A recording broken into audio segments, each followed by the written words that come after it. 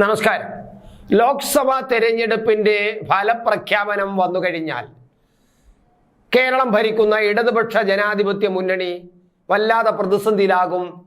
അതിനകത്തു നിന്നുള്ള ചില ഘടകകക്ഷികൾ ഒന്നായിട്ടോ അല്ലെങ്കിൽ പിളർന്നു മാറിയോ ഈ ഇടതു മുന്നണിയിൽ നിന്ന് മാറുകയും അത് NDA സഖ്യത്തിലേക്ക് ചേരും. UDF-ലേക്കല്ല, NDA സഖ്യത്തിലേക്ക് ചേരും എന്ന ഒരു സ്ഥിതിയാണ് കാണുന്നത്. അത്തരത്തിലുള്ള ചില രാഷ്ട്രീയ ചലനങ്ങളാണ് ഇപ്പോഴുള്ളത്. നമ്മൾക്ക് കിട്ടുന്ന ചില വിവരങ്ങളും ചില കിട്ടുമ്പോൾ ഞങ്ങൾ അതിൽ നിന്ന് മനസ്സിലാക്കുന്നത് ഇടതു മുന്നണിയിൽ വല്ലാതെ പ്രതിസന്ധി ഉണ്ടാകാൻ ഈ ലോക്സഭാ തെരഞ്ഞെടുപ്പ് കാരണമാകും.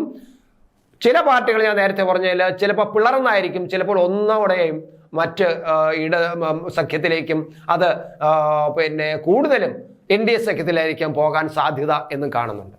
ഇപ്പോൾ NCP പിളർന്നു മാറി കഴിഞ്ഞിരിക്കുന്നു എന്നതാണ്. ഔദ്യോഗികമായിട്ട് അവർക്ക് NCP പിളർന്നു എന്ന് പ്രഖ്യാപിച്ചാൽ മാത്രം മതി. ആ അവസ്ഥയിലാണ് ഇപ്പോൾ NCP എന്ന പാർട്ടി പോയിക്കൊണ്ടിരിക്കുന്നത്.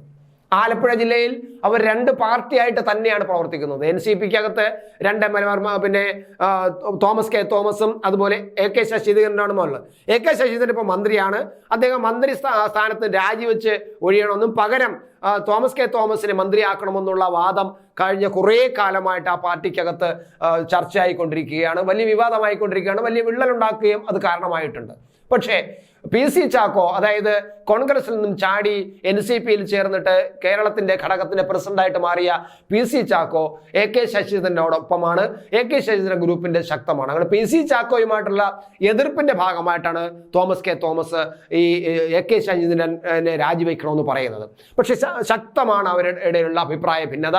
ഈ കഴിഞ്ഞ ദിവസം തിരുവനന്തപുരത്ത് ഈ തോമസ് കെ തോമസിന്റെ കൂടെ നിൽക്കുന്ന ഈ പറയുന്ന ജനതാദളിന്റെ NCPയുടെ പ്രവർത്തകർ കൂടുകയും അവര് AK ശശീന്ദ്രൻ രാജിവെക്കണമെന്ന് ആവശ്യപ്പെടുകയും ചെയ്തിട്ടുണ്ട്. ആ വിവരം കത്തായിട്ട് കൊടുത്തിട്ടുണ്ട്.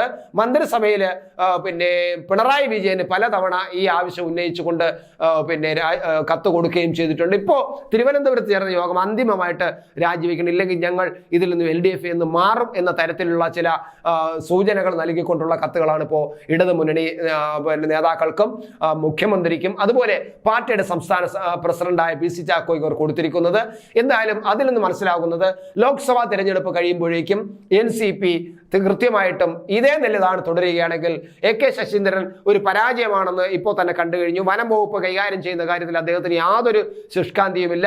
വനം വകുപ്പ് ഉദ്യോഗസ്ഥന്മാരെ പറയുന്നിടത്ത് ഒപ്പിട്ട് കൊടുക്കുന്ന ജോലി മാത്രമാണ്. ഒരു സ്വതന്ത്രമായ തീരുമാനമെടുക്കാനോ ഒരു തന്ത്രപരമായ കാര്യങ്ങൾ കൈകാര്യം ചെയ്യാനോ കഴിയാത്ത വളരെ സെൻസിറ്റീവായ ഒരു വകുപ്പിനെ ഇല്ലാതാക്കി മാറ്റിയിരിക്കുന്നു. ഈ യൂക്കാലി വച്ചു നടന്ന വിഷയത്തിൽ പോലും, മരമുറി കേസിലായിരുന്നാൽ പോലും, വന്യമൃഗങ്ങളുടെ അക്രമമായിരുന്നപ്പോൾ ഏത് വിഷയം എടുത്താലും മന്ത്രി എന്ന നിലയിൽ ഒരു മന്ത്രിയുടെ സാന്നിധ്യം അവിടെയൊന്നും നമ്മൾ കാണുന്നില്ല. മന്ത്രിയുടെ അനുഭവം നമുക്ക് കിട്ടുന്നില്ല. കുറെ ഉദ്യോഗസ്ഥന്മാർ എന്തൊക്കെ ചെയ്യുന്നു, അവിടെ ഒരു മന്ത്രി ഉണ്ട് എന്ന് പറയുന്നു എന്നുള്ള അവസ്ഥയാണ്.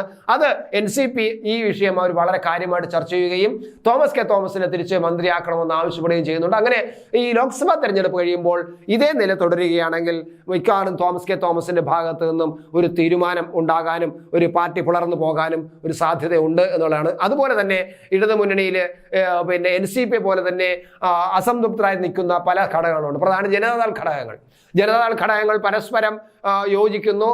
ശരത് യാദവിന്റെയും ലല്ലു പ്രസാദിന്റെയും ജനതാദൾ തമ്മിൽ ലയിക്കുമ്പോൾ ഇവിടുത്തെ ജനതാദൾ അവരുടെ RJDയുടെ ഘടകമായി ശ്രേയംസ് കുമാറിന്റെ കീഴിൽ നിൽക്കുന്ന ഇവിടുത്തെ RJD പറഞ്ഞു ഞങ്ങൾ ദേശീയ തലത്തിലുള്ള ലയനം ഞങ്ങൾ അംഗീകരിക്കില്ല എന്ന് പറയുന്നുണ്ട്. അപ്പൊ ദേശീയ തലവുമായിട്ട് യാതൊരു ബന്ധവുമില്ലാതെയാണ് ഇപ്പോഴും കേരളത്തിലെ ഈ RJD പ്രവർത്തിക്കുന്നത്. അതുപോലെ തന്നെ JDS എന്ന് പറയുന്നത്, ഇപ്പം മന്ത്രി കൃഷ്ണൻകുട്ടിയുടെ പാർട്ടിയായ JDSും ദേശീയ പാർട്ടിയുമായിട്ട് യാതൊരു ബന്ധവുമില്ല. അവിടെ കർണാടകയിലെ പിളർപ്പും കർണാടകയിലെ ഒരു വിഭാഗം നല്ലൊരു പ്രധാനപ്പെട്ട അവിടുത്തെ പ്രധാന ആൾക്കാരെല്ലാം തന്നെ പഴയ പ്രധാനമന്ത്രിയുടെ നേതൃത്വത്തിലുള്ള അവരുടെ പാർട്ടി BJP ആയിട്ട് ചേർന്ന് നിൽക്കുമ്പോഴും അവർ ഈ കേരള ഘടകം അതിന് എതിരായി കൊണ്ട് നിൽക്കുകയാണ്. ഒരു സ്വതന്ത്രമായ നിലപാടെടുക്കാൻ കഴിയാത്ത അവസ്ഥയിലാണ്. അതുപോലെ തന്നെ NCPയുടെ അവസ്ഥ തന്നെയാണ്. കാരണം ശരത് പവാറിനേക്കാൾ അധികം അംഗീകാരം ഉള്ളത്, അതായത് തെരഞ്ഞെടുപ്പ് കമ്മീഷന്റെ അംഗീകാരമുള്ളത് അജിത് പവാറിന്റെ NCPക്കാണ്. അതുകൊണ്ട് തന്നെ അജിത് പവാറിന്റെ NCP അയോഗ്യനായിട്ട് MK ശശീന്ദ്രനെ പ്രഖ്യാപിച്ചു കഴിഞ്ഞാൽ തീർച്ചയായിട്ടും അദ്ദേഹത്തിന് MLA സ്ഥാനം നഷ്ടമാകും. പക്ഷേ തോമസ് കെ തോമസ് അജിത് പവാറിന്റെ കൂടെ നിൽക്കുകയാണെങ്കിൽ കൃത്യമായിട്ട് അവർക്ക് പിന്നെ അംഗീകാരം കിട്ടുകയും MLA സ്ഥാനം വയ്ക്കേണ്ടി വരില്ല എന്നുള്ള അവസ്ഥയാണ് ഉള്ളത്. അതുകൊണ്ട് തന്നെ അതുപോലെ ഞാൻ നേരത്തെ പറഞ്ഞ ജനതാദൾ പാർട്ടികൾ ഇപ്പോൾ രാജ്യസഭാ സീറ്റ് വരുമ്പോൾ ജനതാദളിലെ RJD ശ്രേംസ് കുമാറിന്റെ പാർട്ടി രാജ്യസഭാ സീറ്റ് ചോദിക്കാൻ അവർ മുൻകൂട്ടി നിൽക്കുന്നു. അവരങ്ങനെ ഒരു തീരുമാനമെടുത്തിട്ടുണ്ട്. എന്നാൽ CPI അവരെ വിട്ടുകൊടുക്കാൻ തയ്യാറല്ല. CPIക്ക് അത് വേണമെന്ന് പറയുന്നുണ്ട്. എന്നാൽ കേരള കോൺഗ്രസ് മാണി അത് സീറ്റ് വേണമെന്ന് പറയുന്നുണ്ട്. അങ്ങനെ 3 പാർട്ടികൾ ഘടകകക്ഷികൾ ഈ ഒരു സീറ്റിന് വേണ്ടി ഇപ്പോൾ അഭിപ്രായ ഭിന്നതയുണ്ട്. അങ്ങനെ പൊതുവിൽ നമ്മൾ നോക്കുമ്പോൾ LDFൽ ശക്തമായ അഭിപ്രായ ഭിന്നതയുണ്ട്. ഈ ഘടകകക്ഷികൾ ഈ പാർട്ടിയിൽ ഇടതുമുന്നണിയിൽ നിൽക്കുന്നു എന്നേ ഉള്ളൂ. ഈ ഗവൺമെന്റിന്റെ ഭരണ രീതിയെക്കുറിച്ചും ജനവിരുദ്ധ പ്രവർത്തനങ്ങളെക്കുറിച്ചും വ്യക്തമായ വിലയിരുത്തൽ അവർക്കുണ്ട്. പക്ഷേ തൽക്കാലം ഒരു തെരഞ്ഞെടുപ്പ് ഘട്ടത്തിൽ നിൽക്കുന്നുള്ളവർ പുറത്ത് പറയുന്നേ ഉള്ളൂ, പറയാതെ മാറി നിൽക്കുന്നു എന്നേ ഉള്ളൂ. എന്തായാലും ഈ ലോക്സഭാ തെരഞ്ഞെടുപ്പിന്റെ റിസൾട്ട് വന്നതോട് കഴിഞ്ഞാൽ ഇടതുമുന്നണിയിലായിരിക്കും ഏറ്റവും വലിയ പൊട്ടിത്തെറി ഉണ്ടാകുക.